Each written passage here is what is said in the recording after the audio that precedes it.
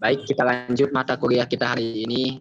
Dan saya kembalikan kepada pemakalah ingin menjawab pertanyaan-pertanyaan dari pembanding tadi, dan kepada pemakalah saya sarankan untuk menjawab pertanyaan tersebut.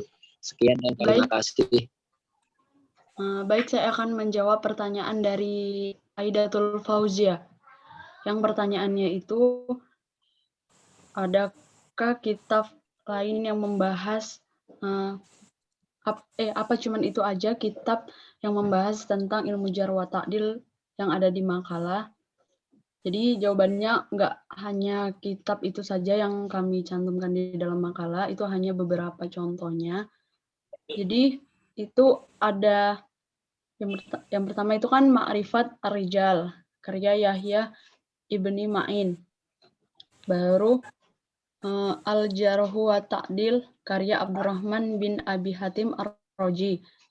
Yang ketiga Al-Thiqat, karya Ibnu Hatim bin Hibban Al-Busti. Kemudian Ad-Dalu Affa'ul Kabir dan Ad-Dalu Affa'ul Shaghir. Baru Al-Thiqat karya Abul Hasan Ahmad bin Abdillah bin Sholih. Yang selanjutnya Mizan al-I'tidal karya Imam Syamsuddin Muhammad Az-Zahabi. Kemudian Lisan al-Mizan karya Al-Hafiz Ibnu Hajar al-Asqalani. Kemudian At-Tahdib al-Tahdib karya Ibnu Hajar. Al-Kamal fi Asma' Ar-Rijal karya Abdul Ghani Mudadisi. Bagaimana Aidatul Fauzia?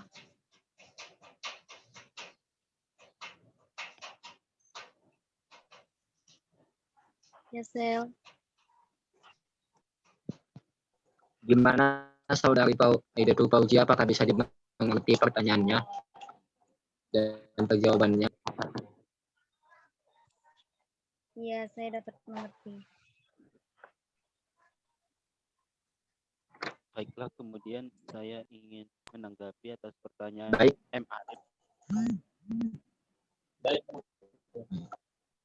M. Arif mengenai bait yang ketiga.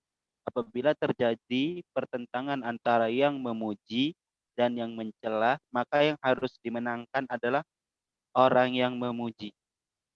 Bagaimana mungkin orang yang tidak sikoh mencela yang sikoh? Pastinya menang yang sikoh, karena sikoh itu kan pada dasarnya itu dia adil. Adil dalam poin hebat ini, adil yaitu dalam kualitas moral, spiritual, dan religiusitas seorang perawi. Kemudian sikoh tersendiri itu kan orang yang hafalannya kuat. Nah, bahwasanya di bait 3 itu pun sudah dijelaskan juga, namun saya akan menjelaskan sedikit lagi. Adalah orang yang memuji kecuali apabila yang mencela disertai penjelasan tentang sebab-sebabnya. Orang yang tidak sikoh ingin mencela, maka dia harus memberikan sebab atau faktor-faktor mengapa dia mencela, agar celaan tadi kita dapat sebagai panduan. Mungkin itu yang bisa saya sampaikan, jelaskan. Jadi bagaimana kalau orang yang sikoh ini tadi kan dia satu benar gitu, kayak mana bilangnya? Yang satu mencela, yang satu tidak mencela, tapi dua-dua ini sikoh. Bagaimana tanggapan pemakalah? Tapi yang mencela ini belum disertai alasan atau belum disertai sebab akibat. Ini pertanyaan ini macam pertanyaan oleh Saida. Bagaimana mungkin seorang sikoh sama-sama sikoh saling mencela? Kan nggak mungkin. Bahwasanya kita tahu mana sikoh tersendiri itu apa. Bahwasanya apabila seorang yang tidak sikoh mengkritik kan yang dicela bukan orang yang psiko tadi gitu ya. Mana? Dia kan- mengkritik gitu. Ini penjelasan di sini kan zar artinya kan orang mencela, ya kan, mengkritik para perawi. Yang wa ta'dil kan adil. Ya, kalau dijelaskan Ya. ta'dil menurut para ulama hadis adalah memuji perawi atau tazkiyah ar-rawi dan menetapkannya sebagai seorang yang adil dan dobit. Itu dalam karangan Nuruddin Manhaj Al-Naqdi fi Ulumil Al-Hadis. Terbitan Ad-Dar Al-Fiqh Al-Mu'assir pada halaman 92. Ini saya baca ini footnote-nya.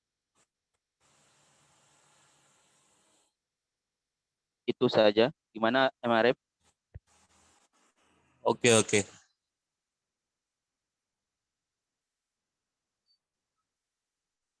Terima kasih. Baik. Baik, terima kasih sebelumnya kepada pemakalah dan pembanding yang telah bertanya dan kepada pemakalah yang telah menjelaskan hasil jawabannya kali ini. Dan kepada Bapak dosen saya serahkan hasil diskusi kami kali ini. Kepada Bapak dosen saya persilahkan untuk menjelaskan sedikit materi pada sore hari ini.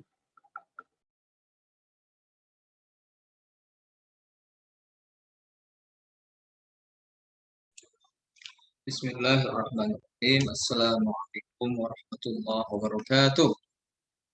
Waalaikumsalam warahmatullahi wabarakatuh. Semangat ya. Semangat. Semangat sore, Pak. Ya. Kayak tinggal berapa hari lagi? Masih lama lagi, Pak. 2 minggu, Pak. Puasa tinggal berapa jam lagi? Tidak usah dikira lah, Pak. Tidak nikmat 5, rasanya Pak. kalau dikira-kira.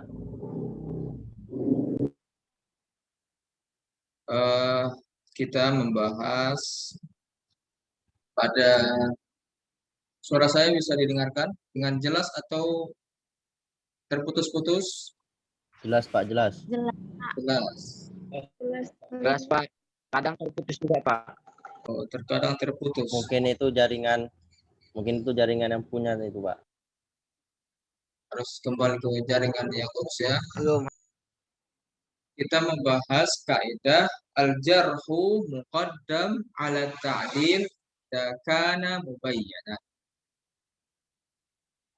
Al-jarhu, jarah atau penilaian negatif, muqaddam lebih didahulukan, ala ta'dil daripada penilaian positif.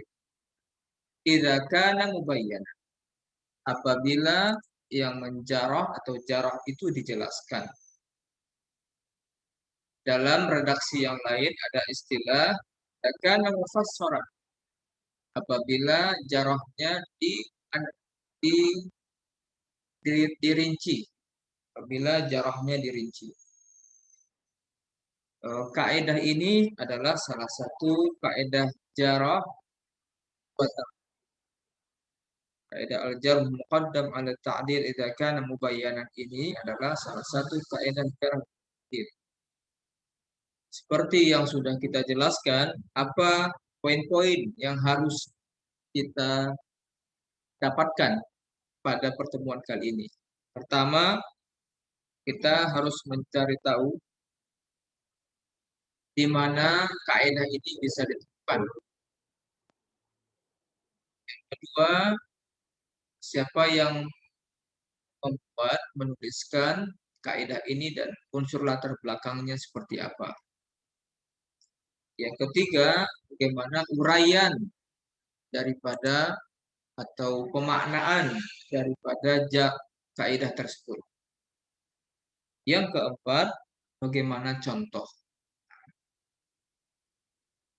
4 hal ini, pertama tadi apa referensi kaidah, siapa yang mengatakan apa latar belakangnya, kemudian bagaimana uraiannya, dan yang terakhir adalah bagaimana contoh praktik implementasi daripada kaidah. Itulah poin-poin yang harus terpenuhi pada setiap tugas, setiap makalah yang disusun oleh mahasiswa ilmu hadis UINSU, Fakultas Usuluddin dan Studi Islam UINSU. 4 hal ini harus ada. Jadi bagi pembanding silahkan cek. Bagi pembanding silahkan cek 4 macam ini. Itu tugas pembanding. Apakah sudah terpenuhi atau tidak. Dan Anda harus punya narasi atau teks atau informasi apabila mereka tidak memenuhi salah satu dari yang 4, salah 2 dari yang 4, salah 3 dari yang 4. Jadi pembanding itu baratnya mengoreksi apakah uraian makalahnya itu sudah memenuhi yang diinginkan atau tidak, atau belum. Dan bagian mana saja yang belum, tunjukkan. Ini yang belum. Atau ini yang tidak sesuai, yang sesuai yang ini. Harus ditunjukkan sedemikian rupa. Jadi pembanding itu tidak pernah. Pembanding itu memberi masukan. Untuk punya masukan, maka pembanding semuanya harus membaca tema yang akan tampil. Selain membaca makalah yang di 2 bacaan. Yang pertama dia membaca sendiri terkait dengan tema yang akan diusung, yang diangkat, dipresentasikan. Yang kedua dia harus juga menguasai makalah kawan yang tampil. Itu tugas pembanding. Maka kita akan mempertanggungjawabkan presentator atau makalah dari hasil mereka yang sudah mereka rampung. Sementara bagi peserta lainnya silahkan mempertanyakan apa yang kurang. Baik.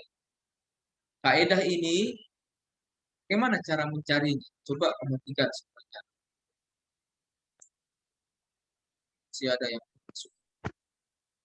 Baik, silahkan perhatikan layar monitor Anda. Bagaimana kita cara mencari kaidah sumbernya, sumber kaidah itu.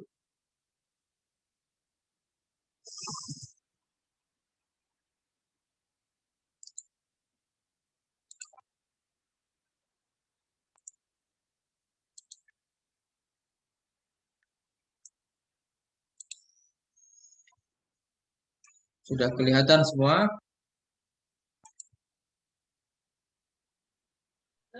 Belum, Pak. Oh. Ini sudah? Sudah. Sudah, Pak. Jangan dicoret-coret. Jangan dicoret-coret.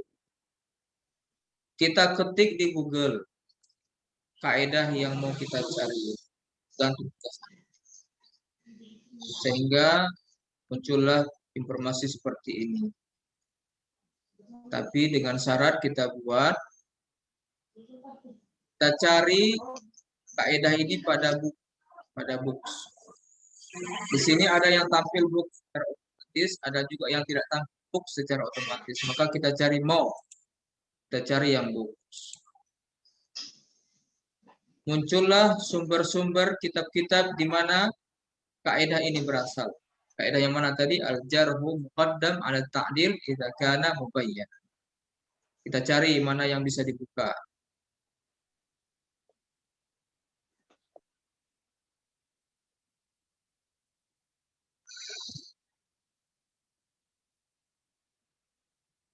Coba yang ini bisa terbuka. Raf'u wa taqbil fil jarhi wa ta'dil.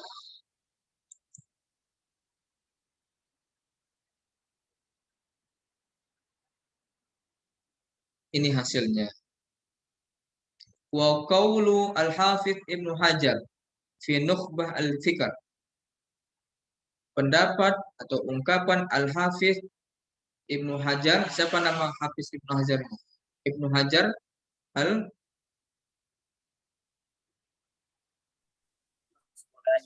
al-Asqalani. Dalam kitabnya yang berjudul Nukhbatul Fikr. Dan disyarah sendiri oleh beliau dengan judul Nuzhah an-Nadhar. Ada kalimat berbunyi al-jarhu muqaddam ala ta'dil. Al-jarhu muqaddam ala ta'dil. Ternyata ada yang kurang. Tadi kan al-jarhu muqaddam ala ta'dil idza kana mubayyanan. Idza kana mubayyanan yang mana? Coba kita perhatikan pelan-pelan seterusnya. Oh, ternyata ada di sini mubayyanan. Ada di sini. Ada lagi ungkapan yang lain di sini mufassar. Coba kita perhatikan. Al-jarhu muqaddam ala ta'dil.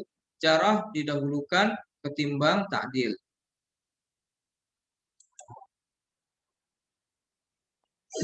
Atlaqaha dzalika jama'atun. Sekelompok ulama hadis memutlakkan jarah ini, memutlakkan kaidah ini. Maksudnya tidak ada ujung-ujungnya, tidak ada. Kalimat idza kana mubayyanannya tidak ada. Jadi sebahagian besar para ahli hadis memutlakkan kaidah, pemberlakuan kaidah ini. Maksudnya begini, memutlakkan itu pokoknya kalau ada pertentangan antara jarah dan ta'dil, yang didahulukan harus jarah. Mau tidak mau harus jarah secara mutlak. Itu makna daripada wa atlaqa dzalika jama'atun. Lakin mahalluhu tafsil. Tetapi ada kemungkinan harus dirinci. Apa itu rinciannya? Wa huwa annahu in sadara mubayyana. Rinciannya adalah apabila jarah itu mubayyanan. Apabila jarah itu disampaikan secara mubayyanan. Mubayyanan itu jelas. Rinci. Tadi ada kalimat dari pemakalah harus disebutkan alasannya, itu namanya mubayyanan. Di sini ada penjelasannya min arifin bi asbabihi, dari orang-orang yang tahu sebab-sebabnya, kan persis dari yang disampaikan oleh Allah.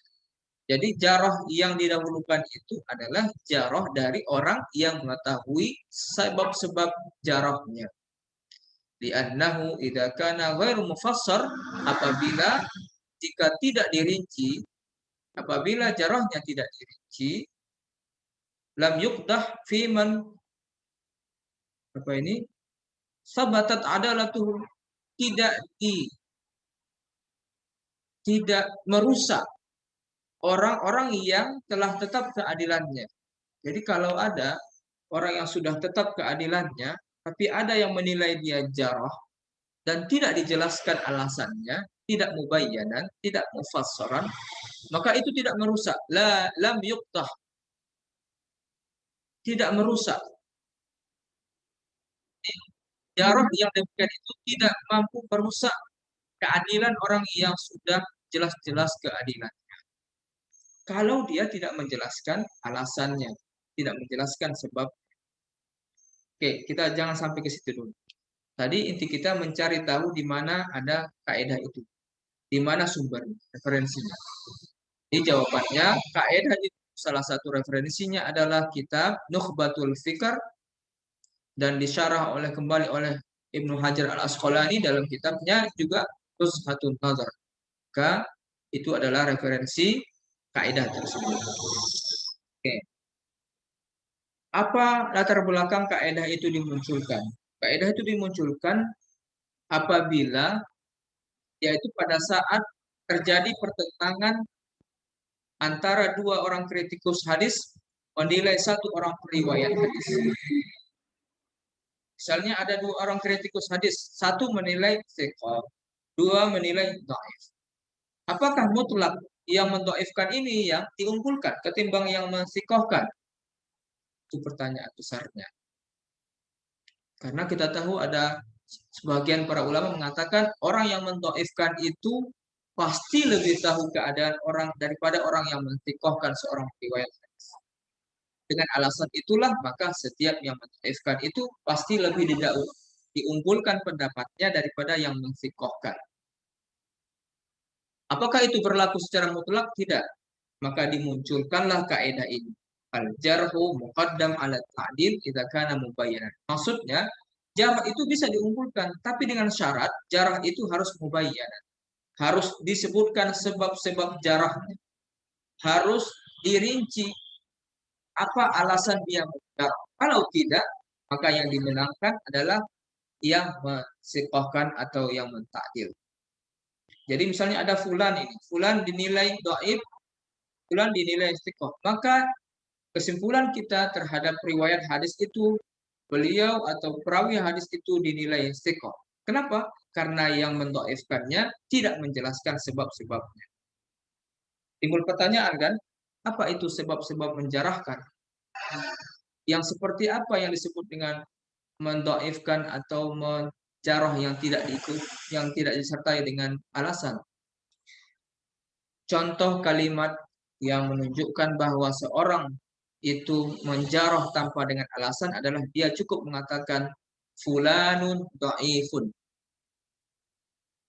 Fulanun dhaifun. Itu contoh ungkapan bahwa dia menjarah itu tidak menyebutkan alasan. Fulanun dhaifun. Dia hanya cukup bilang si fulan itu dhaif. Itu saja. Penilaian seperti itu berdasarkan kaidah ini itu tidak diterima. Tidak diterima. Dia harus menjelaskan sebab-sebab daripada jarah. Apa itu sebab-sebab jarah? Anda nanti bisa baca di dalam kitab Nukhbatul Fikr atau dalam syarahnya Nuzhatun Nazar. Di dalam kitab itu disebutkan di antara alasan-alasan yang digunakan oleh para kritikus hadis untuk menjarah seorang periwayat hadis. Yang pertama, fulanun kadzdzab. Seorang itu dikenal sebagai pembohong. Jadi kata-kata kadzdzab itu sebagai alasan. Itulah sebagai alasan orang mendhaifkan atau menjarah seorang riwayat. Yang kedua, ada mengatakan bid'ah, min ahlil bid'ah. Itu juga merupakan alasan. Kemudian apalagi su'ul hifdzi, rusak hafalannya. Apalagi fahusya ghalatu, sudah semakin parah ke ke ghalatuh itu kesalahannya yang dia lakukan. Apalagi misalnya fasik. Nah, itu juga merupakan alasan menjarah. Apalagi misalnya rusak muruahnya. Inkhiramul muruah. Apalagi misalnya matrukun dan lain sebagainya. Jadi ungkapan-ungkapan seperti itu disebut sebagai alasan dalam menjarah. Kalau kata-kata itu tidak digunakan oleh seorang kritikus hadis dalam menilai seorang periwayat hadis, dia cukup mengatakan dhaif, maka namanya tajrih mujmal. Tajrih yang tidak diikuti dengan alasan. Adapun tajrih yang diikuti dengan alasan menyebutkan sebab-sebab yang saya bilang tadi, itu namanya tajrih mufassar atau mubayyan. Itu harus dibedakan. Nah, kita sudah sampai kepada uraian tadi ya. Al-jarhu muqaddam ala ta'dil idza kana mubayyanan. Maksudnya penilaian negatif terhadap seorang periwayat hadis lebih didahulukan daripada adanya penilaian positif terhadap seorang periwayat hadis apabila yang negatif itu menjelaskan sebab-sebab tajrih. Jadi kalau ada yang cukup mengatakan fulanun dhaifun tidak bisa diterima pendapatnya. Nah, dia hanya mengatakan dhaif saja, tidak menyebutkan apakah dia rusak hafalannya, apakah dia termasuk ahli bid'ah atau dia termasuk orang yang melakukan kefasikan, tidak disebutkan. Maka itu namanya tadi tajrih, namanya al-jarhu mujmal. Jarah yang umum, tidak dirinci. Maka jarah yang umum seperti itu tidak otomatis diterima atau tidak otomatis diunggulkan daripada penilaian yang positif. Kita lihat contohnya. Baik, contohnya kita buka kembali. Coba Anda lihat di sini. Nanti Anda lihat aplikasi yang berjudul Al-Hadits Transmitter Encyclopedia, yaitu ensiklopedia para periwayat hadis. Misalnya kita lihat hadis di sini. Kelihatan hadisnya? Coba baca Hidayat. Pakai kacamatamu. Bisa.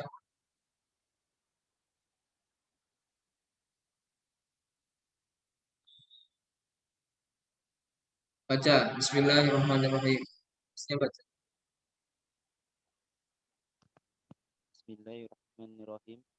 Hadatsani Sulaimanu. Perkuat. Dengar, Pak? Perkuat. Hadatsana Syu'batu an Walidi wa hadatsani Wahaddatsani. Ibadu Abbad, ibn kurang besar ya. Abbad bin Ya'qub. Abbad bin Ya'qub al-Hasadiyu akhbarona Abbad ibnu Awami an Syaibaniyi an Walidi ibni Aiza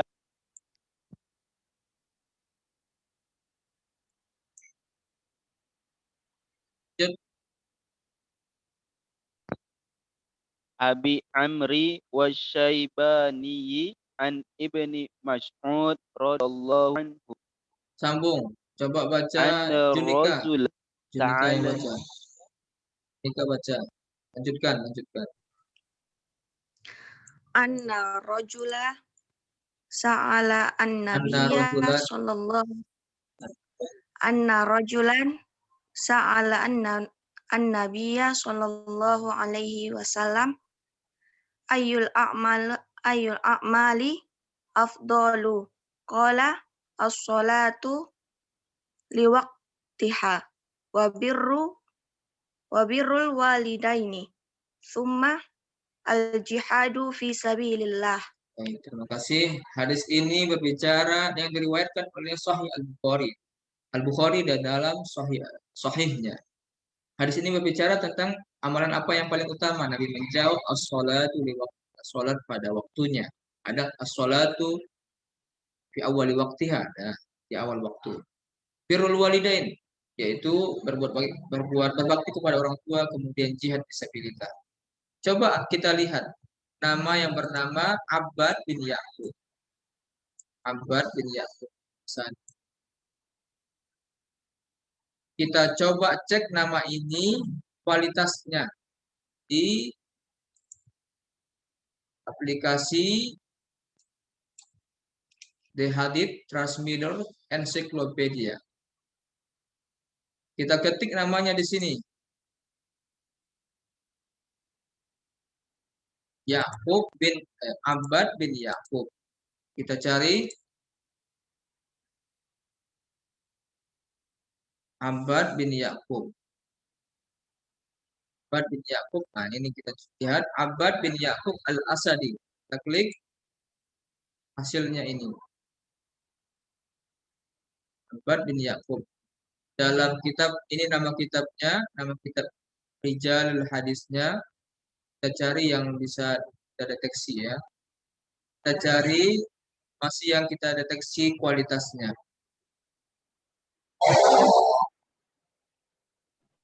Nah, ini misalnya, coba perhatikan. Halo Pak. Ya. Kenapa? Halo Pak, Assalamualaikum. Pak, mohon maaf sebelumnya. Waktunya sudah habis Pak dari tadi. Kami masuk sesi kedua, les kedua Pak. Oh ya, sebentar lagi ya. Kita masuknya agak lama. Iya Pak, baik Pak. Oke, Siap lihat Pak. di sini. Mohon maaf. Lihat di sini namanya. Kita lihat di kitab Rijalul Hadis Ad-Du'afa wal Matrukin. Abbad bin Ya'qub Ar-Rawajini. Ini namanya. Dia meriwayatkan hadis dari Syarik. Berarti gurunya Syarik. Ibnu Hibban mengatakan, Ibnu Hibban adalah salah satu kritikus hadis. Mengatakan kana rafidiyan da'iyan. Ya, Abbad bin Ya'qub adalah seorang periwayat hadis yang rafidi da'iyan. Apa itu rafidi da'iyan? Da'i, apa rafidi da'i? Rafidi itu apa rafidi?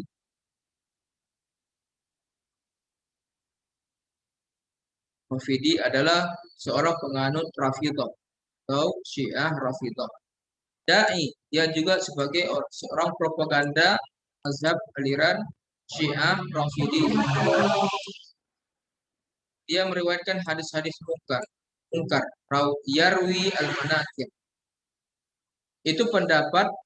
Nah, seumpama ada yang menilai Abbad bin Ya'qub ini adalah siqah, kemudian Ibnu Hibban mengatakan kana rafidian, Maka yang kita pegangi adalah pendapat Ibnu Hibban. Kenapa? Karena dia menyebutkan langsung kepada Rafidiyan Da'iyat.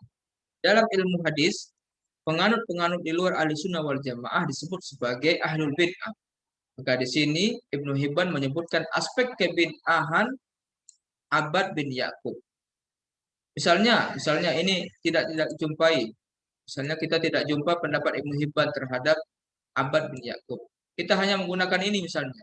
Ad-Daruqutni mengatakan laisa bid'aifin. Atau misalnya dia mengatakan dhaif, ya, misalnya begitu ya. Laisa bid'aifin apa artinya? Kalau di sini Ad-Daruqutni mengatakan bahwa Abbad bin Ya'qub itu adalah tidak dhaif. Kalau yang tadi kan kita gunakan dhaif ya. Tidak dhaif berarti dia thiqah. Tidak dhaif berarti dia thiqah. Kan bertentangan kelihatannya. Ad-Daruqutni mengatakan dia thiqah atau laisa bid'aif. Kemudian Ibnu Hibban mengatakan Abbad itu adalah seorang penganut mazhab Syiah Rafidiyah, Rafidah. Maka yang kita gunakan adalah pendapat Ibnu Hibban. Karena Ibnu Hibban tadi langsung menjelaskan aspek kebid'ahan daripada Abbad bin Ya'qub. Itu namanya al-jarhu muqaddam ala ta'dil idza kana mubayyanan. Jadi seumpama Abbad bin Ya'qub ini ada yang mengatakannya thiqah, Ibnu Hibban mengatakannya Rafidiyan Da'iyan, maka yang menilai dia thiqah itu tidak kita gunakan, yang kita gunakan adalah pendapat Ibnu Hibban karena Rafidiyah. Karena Ibnu Hibban langsung menyebutkan aspek kebid'ahan Abbad bin Ya'qub sebagai penganut mazhab Syiah Rafidah. Dalam ilmu hadis, yang menganut mazhab selain ahli sunnah wal jamaah disebut sebagai ahlul bid'ah. Itu berarti kita simpulkan Abbad bin Ya'qub adalah orang yang menganut bid'ah. Kalau menganut bid'ah, bisa kita pahami bahwa periwayat tersebut kita tolak periwayatnya karena menganut mazhab di luar Ahlussunnah wal Jamaah. Dan ini mungkin panjang penjelasannya. Ini hanya sebagai sekedar contoh bagaimana mempraktekkan kaidah al-jarhu muqaddam ala ta'dil. Sebagai contoh saja.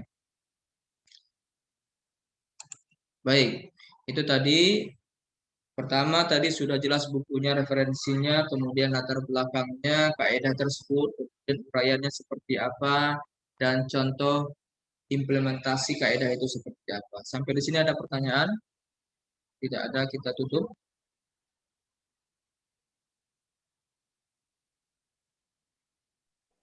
Moderator. Baik, Pak. Baik, terima kasih sebelumnya kepada Bapak dosen yang telah menjelaskan hasil makalah pada sore hari ini. Terima kasih sebanyak-banyaknya kami ucapkan. Dan kepada pemakalah saya mohon maaf bila ada kata-kata saya yang salah. Kepada Allah saya mohon ampun. Wabillahi taufiq wal hidayah. Assalamualaikum warahmatullahi wabarakatuh. Waalaikumsalam warahmatullahi wabarakatuh. Terima kasih. Tapi ada yang mau bertanya? Tidak. Kalau tidak ada, kita tutup sampai di sini. Yang penting harus Anda tahu dalam buku mana referensinya buku mana saja, kemudian apa latar belakang kaidah itu dibuat, untuk merespon apa. Yang ketiga, apa uraiannya, keterangannya daripada kaidah itu. Yang keempat adalah bagaimana contoh mengaplikasikan kaidah tersebut. Baik, kita tutup perkuliahan kita ini. Kalau tidak ada yang bertanya, semoga sehat-sehat semuanya. Ya, hanya kembali ke apa ini? Kembali mengeruk. Oke, kita foto dulu. Baik, Pak. Nah, semuanya standby.